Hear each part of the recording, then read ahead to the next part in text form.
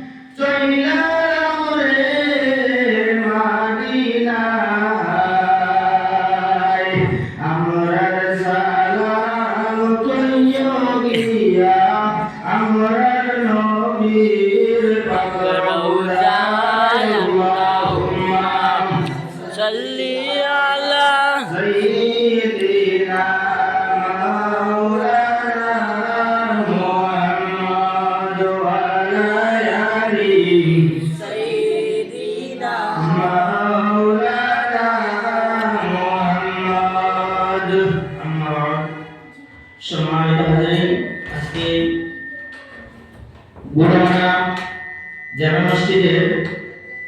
বার্ষিক ওয়াজ মাহফিলের সম্মানিত সভাপতি তথা আমার উস্তাদে মুহতারাম এবং মাহফিলে উপস্থিত যুবক ভাই বন্ধুরা এবং ছোট বড় ভাই বন্ধুরা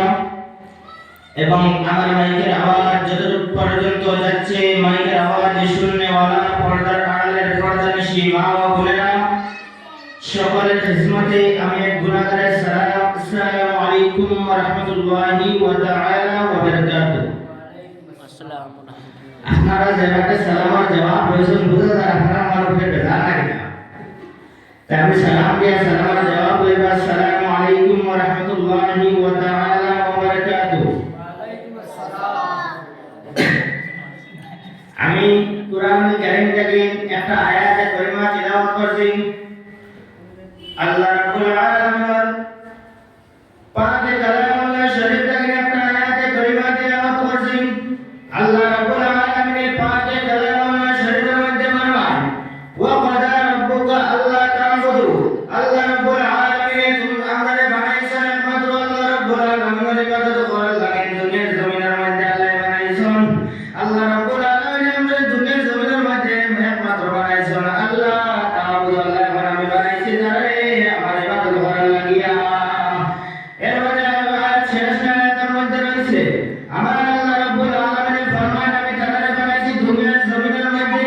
আমি আল্লাহ রাব্বুল আলামিনের ইবাদত করার লাগে পাবন্দি করার লাগে আর দুজন মানুষের সেবা যত্ন করার লাগে আমি তারা দুনিয়ার জমিনের মধ্যে বানাইছি। ভাই মুসলমান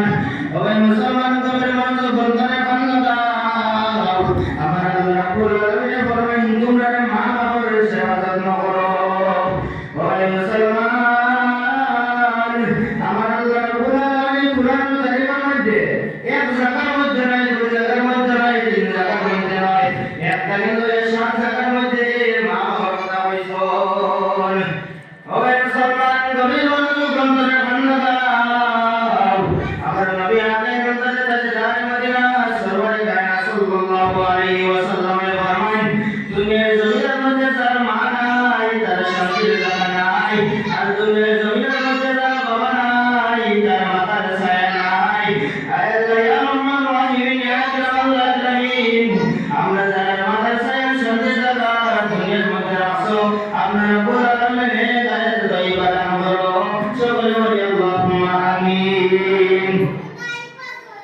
রাব্বুল আলামিন ফরমায় আমি আল্লাহর ইবাদত করো তোমরা আমি আল্লাহর পাবন্দী করো আমারে তোমরা ইয়াদ করো আর আমারে ইয়াদ করার সঙ্গে সঙ্গে তোমরা মা বাবার সেবা যত্ন করো